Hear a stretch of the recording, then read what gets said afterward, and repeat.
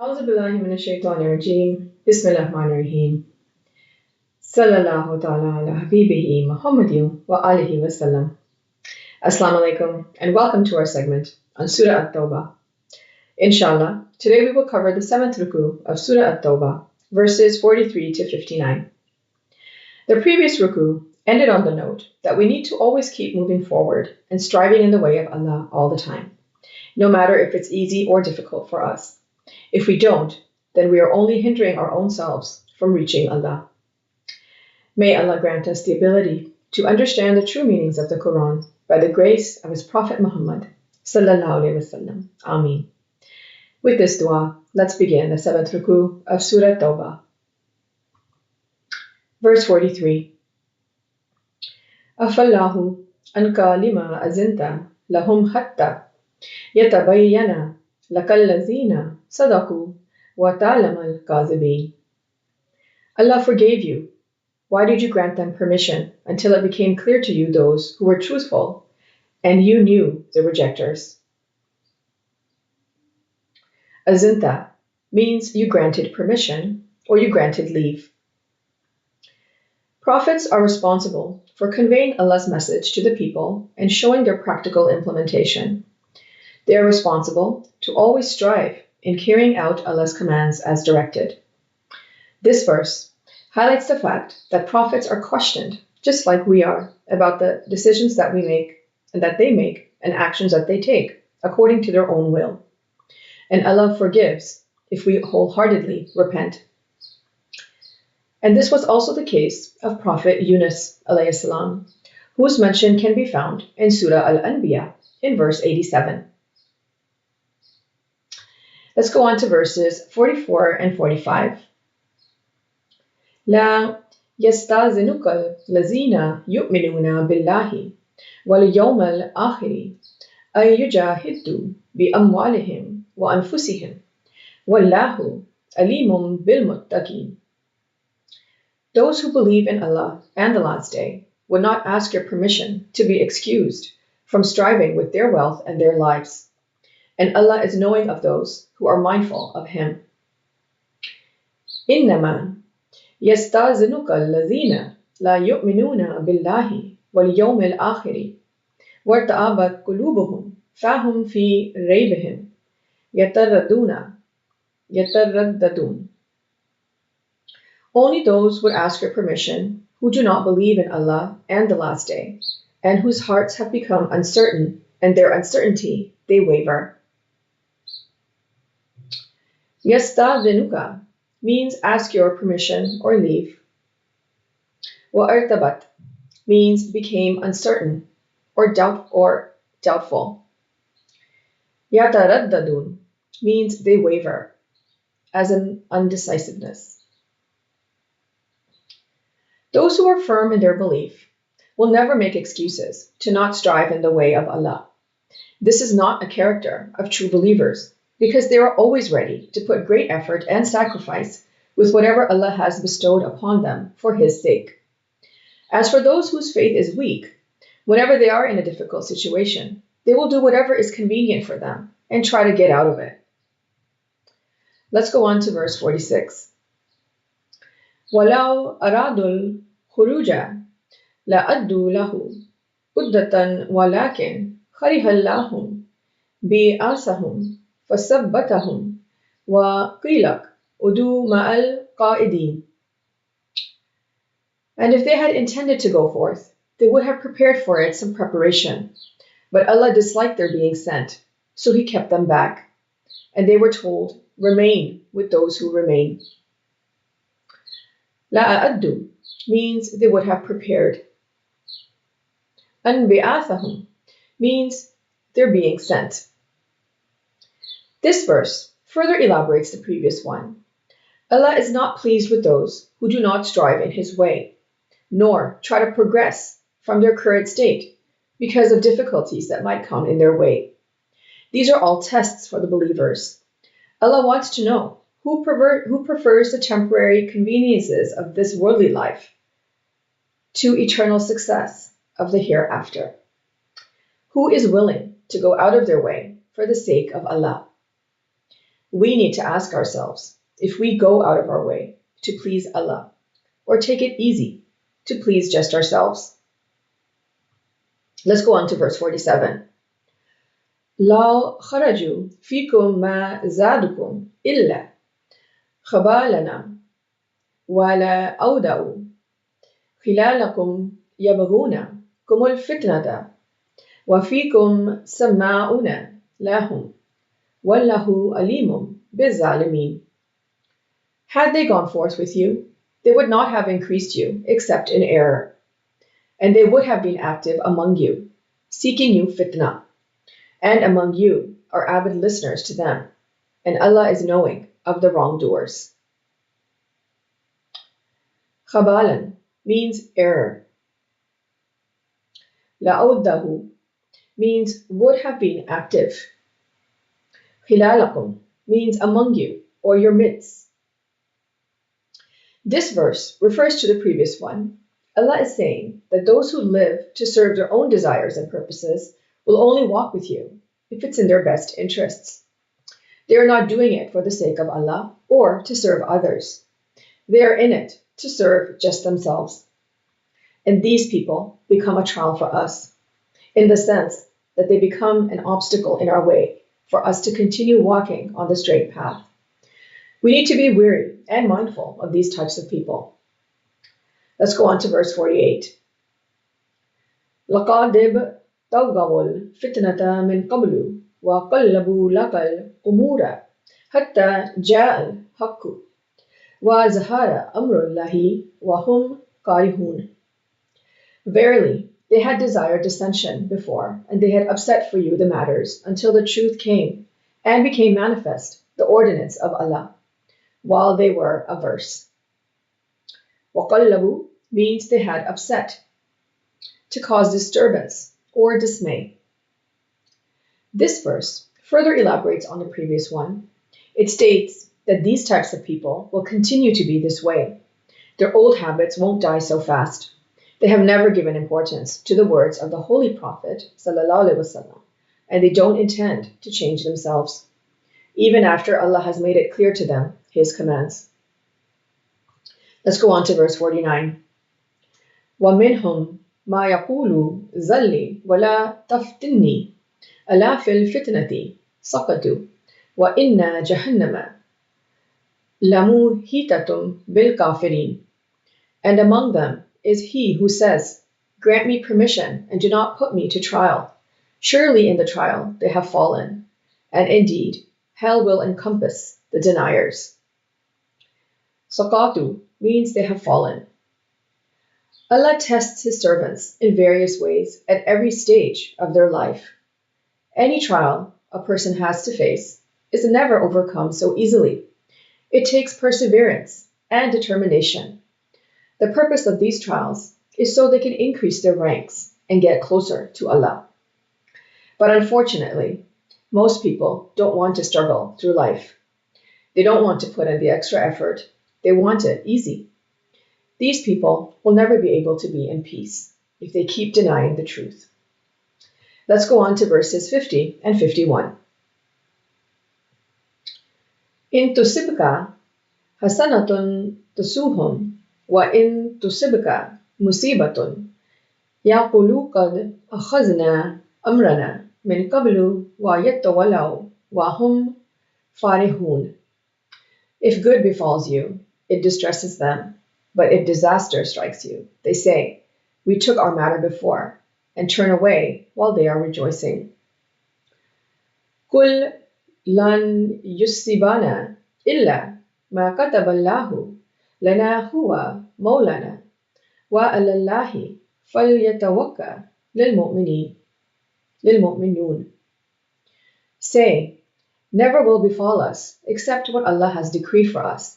He is our protector. And upon Allah, let the believers put their trust. Tasuhum means it distresses them. Farihun means rejoicing. Those who want it easy will always find excuses to not want to put the extra effort. When they see those struggling, they watch them go through rough patches and challenging times in life. So when those people overcome them with flying colors, they get distressed at the fact that they have succeeded before them. But when they see them fail, they get happy because they were saved from it. However, what they don't understand is that those who strive in Allah's way are quite content. They wholeheartedly rely on Allah in all matters and know that with any hardship comes ease. And this is stated in Surah Ash-Shahr in verse 6, where it says, "Indeed, with hardship is ease." Let's go on to verses 52 and 53. قُلْ هَلْ تَرَبَّصُونَ بِنَا إِلَّا إِحْدَى الْحُسْنَيَيْنِ وَنَحْنُ نَتَرَبَّصُ بِكُمْ أَن يُصِيبَكُمُ اللَّهُ بِعَذَابٍ مِّنْ عِندِهِ أَوْ بِأَيْدِينَا فَتَرَبَّصُوا إِنَّا مَعَكُمْ مُتَرَبِّصُونَ. Say, do you await for us except one of two best things, while we await for you that Allah will afflict you with punishment from Himself or by our hands? So wait, indeed we, with you, are waiting. قُلْ أَنْفِقُوا طَوْعًا أَوْ كَرْهًا لَنْ يُتَقَبَّلَ مِنْكُمْ إِنَّكُمْ كُنْتُمْ قَوْمًا فَاسِقِينَ. Say, spend willingly or unwillingly. Never will it be accepted from you. Indeed, you are a defiantly disobedient people. Allah is referring to the people previously described. They are living in a delusion, thinking that if they don't strive in the way of Allah and just continue to live their lives the way they are, they will be just fine. Allah wants us to strive for Him. So if they do not do that, they will have to suffer the consequences of their denial and disobedience. Whatever time, effort, and wealth that they do spend, it is for their own selfish purposes and not in the way of Allah. So why would He accept it? Let's go on to verse 54. وَمَا مَنَّعَهُمْ أَن تُقْبَلَ مِنْهُمْ نَفَقَاتُهُمْ إِلَّا أَنَّهُمْ كَفَرُوا بِاللَّهِ وَبِرَسُولِهِ وَلَا يَأْتُونَ الصَّلَاةَ إِلَّا وَهُمْ كُسَالَى وَلَا يُنْفِقُونَ إِلَّا وَهُمْ كَارِهُونَ. And what prevents their spending from being accepted from them, but that they have denied in Allah and His Messenger, and that they have come not to prayer except lazily, and that they do not spend except while they are unwilling. Nafaqatuhum means their spending. Kusala means lazily. This verse mentions the reasons Allah does not accept from those who spend in His way. Number 1, they deny in the oneness of Allah and deny His Messenger, the Holy Prophet ﷺ. Despite hearing the message that is revealed to them and understanding it, they still deny it. Number 2, when they establish Salah, they are lazy. They don't make much effort. They are not attentive, respectful, or focused. And number 3, if they spend from their bounties, they are stingy. And they do it only for personal gains and at their own convenience. Let's go on to verse 55. فَلَا تُعْجِبْكَ أَمْوَالُهُمْ وَلَا أَوْلَادُهُمْ إِنَّمَا يُرِيدُ اللَّهُ لِيُعَذِّبَهُمْ بِهَا فِي الْحَيَاةِ الدُّنْيَا وَتَزْهَقَ أَنفُسُهُمْ وَهُمْ كَافِرُونَ. So let not their wealth and their children impress you. Allah only intends to punish them with it in the life of the world and depart their nafs while they are deniers. What does haqa means depart or get out. This verse refers to those who have been given the bounties of Allah in terms of wealth, skills, abilities, status, and power. They have so much, but they are stingy in their ways still. So don't let the wealth that they have accumulated impress you. Allah tests His servants also with what they have. They might think they have it all in this worldly life, but if they don't spend it in Allah's way, they will not be the successful ones in the hereafter. We need to be mindful in how we spend what we have. Let's go on to verse 56. وَيَحْلِفُونَ بِاللَّهِ إِنَّهُمْ لَمِنْكُمْ وَمَا هُمْ مِنْكُمْ وَلَكِنَّهُمْ قَوْمٌ يَفْرَقُونَ. And they swear by Allah that they are from among you. Well, they are not from among you, but they are a people torn apart. Yafrakun means torn apart, as in divided into sects. These people are so attached to the colorful life of the material world that they have torn themselves away from their attachment to Allah. Let's go on to verse 57. لَوْ يَجِدُونَ مَلْجَأً أَوْ مَغَارَةً وَمُدَّ خَلَلٍ لَوَلَوْا إِلَيْهِ وَهُمْ يَجْمَعُونَ. If they could find a refuge or caves or a place to enter, surely they would turn to it and run wild. Malja'an means a place of refuge. Magharatan means caves. Yajma'un means run wild. These people are rebellious. They live for themselves. They don't want to follow rules. They want to break free and do what they want for their own selves. If they ever had an opportunity to hide, they would, so they can live freely with no rules. But the reality is that you can't hide from Allah. He is closer to you than you think. And this is stated in Surah Qaf in verse 16, where it says, "And we have already created man and know what his nafs whispers to him, and we are closer to him than the jugular vein." Let's go on to verse 58.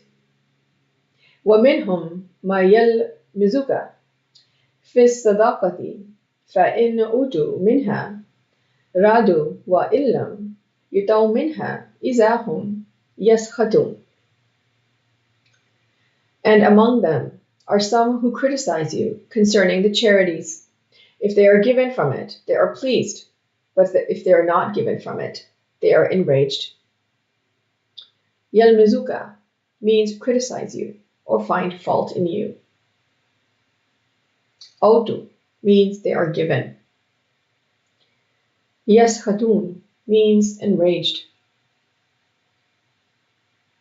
This verse further describes those who are stingy in spending in Allah's way. They spend unwillingly and then criticize those who willingly spend.